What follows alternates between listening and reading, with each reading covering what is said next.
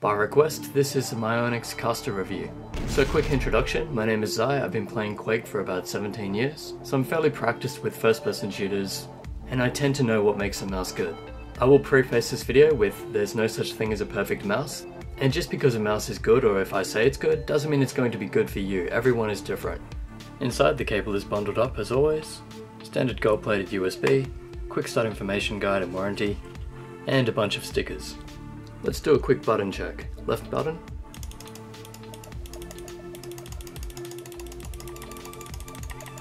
Right button.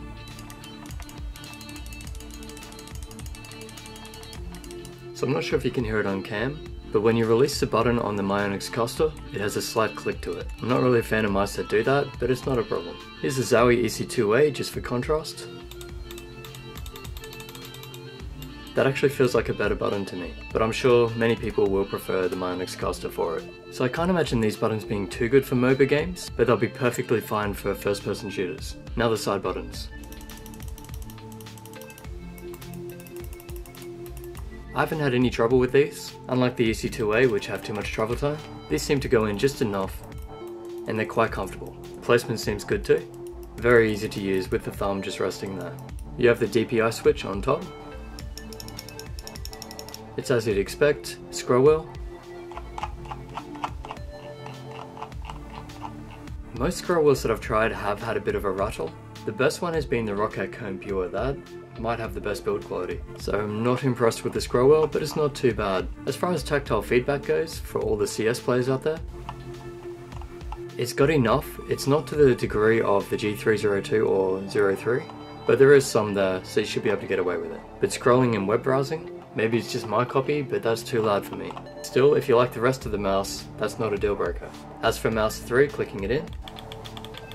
As usual, it's not an easy click, but it's not too hard either. You'll see that the scroll wheel doesn't actually have much height on it, when compared with the Zowie EC2A, which has got too much.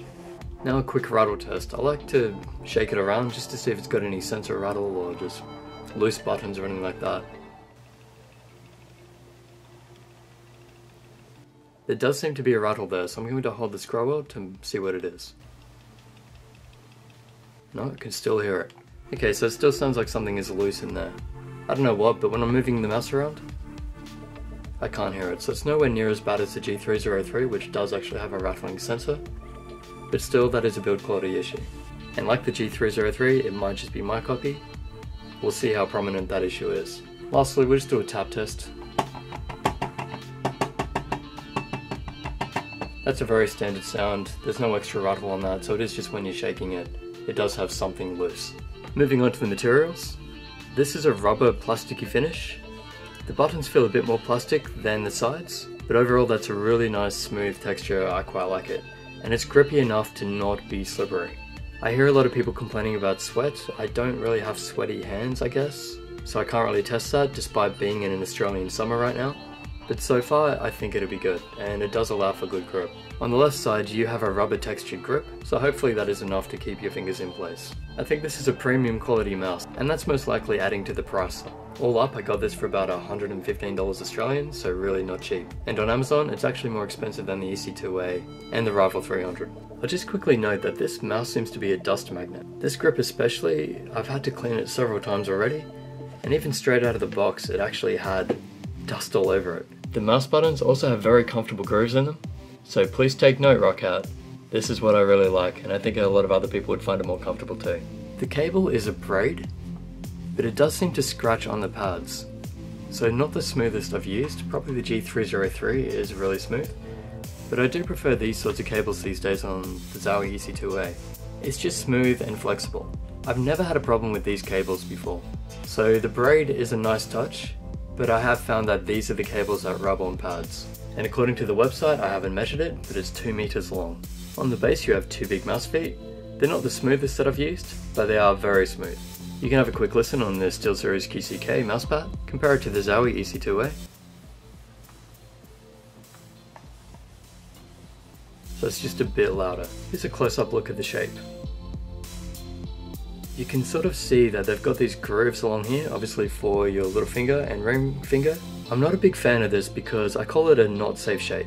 A safe shape is when it's just a flat edge, so you get to choose where you put your fingers. When they're dictating the shape like this, a lot of people can find it uncomfortable. So in palm grip it feels right, but as soon as you go to claw grip, these grooves start to be a bit of an uncomfortable point.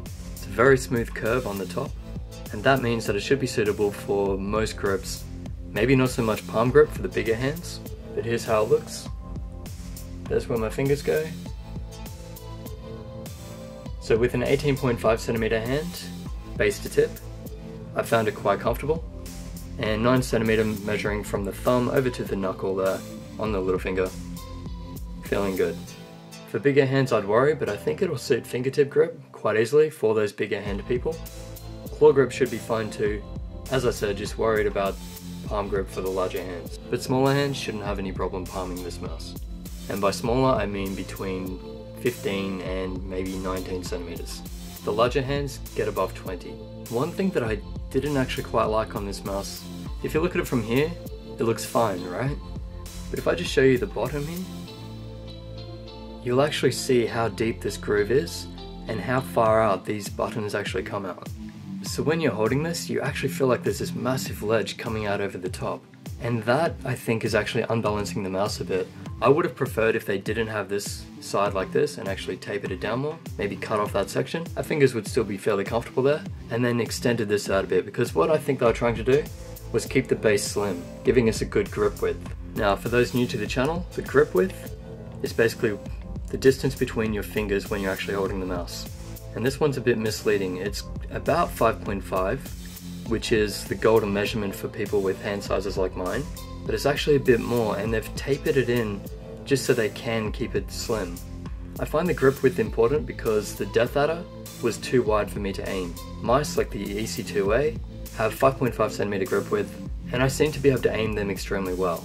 And again, the length is misleading too, because I don't like to actually measure the top. I measure the base, that's what's keeping you stable on the pad. And it seems like it's just a little bit over 11 centimeters. So the measurements add up, they seem perfect for me. But the EC2A, which is a very similar size, actually feels like a small to medium mouse. The Caster feels like a medium to large mouse, which means I'm a little bit torn on this. I can aim it fairly well, better than the Death Adder, but I can't aim it as well as the EC2A. And the two reasons are the size and the way they've shaped the base, but also the imbalance of this overhanging ledge that has the side buttons on it. The Caster with a little bit of cable is 97 grams. The EC2A is 94 grams. So while the weights are very similar, it actually feels like the EC2A is a lot lighter. Maybe it's a combination of the feet they've used and the balance and design of the mouse, but something about the Caster definitely feels heavier. For the software, you can't actually install it, or not the version I've found anyway. And every time you load it up, it actually changes the Windows pointer sensitivity. You have a choice of setting 3 different DPI steps, and they range from 50 all the way to 10,000, going up in increments of 50. You can set the liftoff distance down here.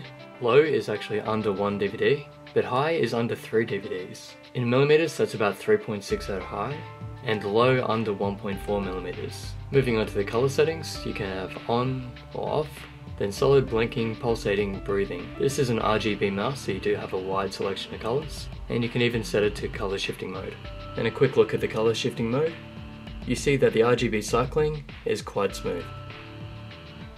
The problem is that you can't actually change the speed of that, and you don't seem to be able to set the gradients you want either. You have macro recording in here, and back in the button configuration, these are the options that you have. The default commands are there, but there's really not too much in here. Single key assign and assign macro. Now for the sensor testing, I'm just going to do some rocket jumps. This is in Quake Live, and this just allows me to feel if there's anything actually wrong with the sensor, because rocket jumping isn't just about the speed flicks, it's about the accuracy, and it also even can tell me if the liftoff distance is good or not for me. But anyway, I've done a lot of testing with this already, and it is a very good mouse, so I don't need to actually do all these rocket jumps, especially when I mess them up because there's a camera in my face. Yeah, it's an excuse, but a valid one. Now we're going to do the sniper test, and that's when we just zoom right into FOV1 and move the mouse as slowly as we can, just to check if the sensor can track the movement. So here we go. That's moving the mouse very, very slowly. You probably can't even see my hand moving, but it's going pixel by pixel. and it's looking pretty good. Now if we just speed that up. Now what I'm seeing with this is that there is a slight wobble to it. Now that might be because the caster seems to handle sensitivity differently to the EC2A, which I'm testing it against. It's highly unlikely that this is a sensor problem, as they both use PMW 3310 sensors. It might be the caster implementation, or it could be the mouse feet. This is a very small issue and it has never affected me in the game, and I've played a fair few hours with this mouse. Now this is a Zowie EC2A. It's also set to 3200 DPI and sensitivity 0.47 with raw input. Let's do the really slow test. Tracks every pixel as expected, and then speed up, and it just seems a little bit smoother than the caster. So results inconclusive, just something to be aware of. You might have to test it yourself, but I highly doubt it's going to be an issue. Once they get to this level, it's more just out of curiosity and interest. It's not an actual problem. And as usual, 400 DPI seems a lot jerkier than 3200 DPI. From testing, I have found that higher DPI is better, but only up to a certain level. I think 4000 and above is overkill, but 3200 does feel a lot better than the lower ones. However, after 2000, it's really hard to tell the difference. The counter argument, and the reason that people say 400 and 800 DPI are better, well, they have some other reasons, but they also say that 3200 DPI adds some latency. I have not found that to be the case, so I would disagree. In this test, I'm just going to try to see if there's any deceleration or acceleration. So we move the mouse slowly around, all the way over, and we were there, and now we have to go back. Now I hit the mouse pad, and that's what went over. So because it's not a completely scientific test where it's going to yield exact results, that's probably right. Now I have no accurate way of measuring how much of a delay there is on the sensor, and for me, the caster feels good. I'm going to try it against the Death Adder Chroma, which is the snappiest feeling one I've ever used.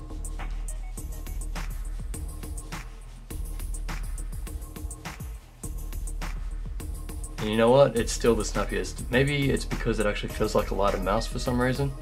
But whenever I pick up the Death Adder, it just feels so responsive compared to the other mice. I don't know why it is. I mean, don't get me wrong, the caster sensor is really good. I didn't have a problem with it in game at all. But in terms of snappiness, there's just something about the Death Adder Chroma that is amazing. It might just be the feel of the mouse feet on the pad.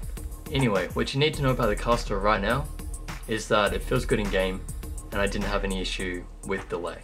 In terms of aiming, I was playing quite well, but not as well as I could play with the Zowie EC2A. This is going to be a personal preference thing, but I put it down to maybe the weight and the balance of the caster. It just feels slightly off to me.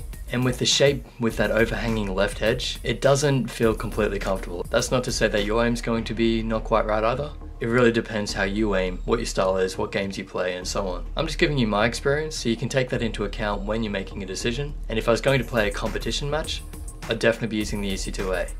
So in conclusion, this is a really well-made mouse. It's quality, it's solid materials, it feels really good, it's a comfortable mouse. It just has some minor issues in my view that might bother some people but be perfect for others. So I hope that helps. For more mouse reviews, please hit the subscribe button, and also there'll be gaming related videos coming soon. I'll also do some more tips and tricks videos on how to get better and how to improve your game. If you have any questions or comments, feel free to leave them below. I will try to get back to you as soon as possible. And if you'd like to purchase this mouse, I'll leave an Amazon link for you in the description. It's a work in progress, but check out my website, rocketjumpninja.com. Just be aware, I haven't put all the new mice on there yet. I was focusing on the caster review. Anyway, hit that like button for me, thanks for watching, and I'll catch you in the next video.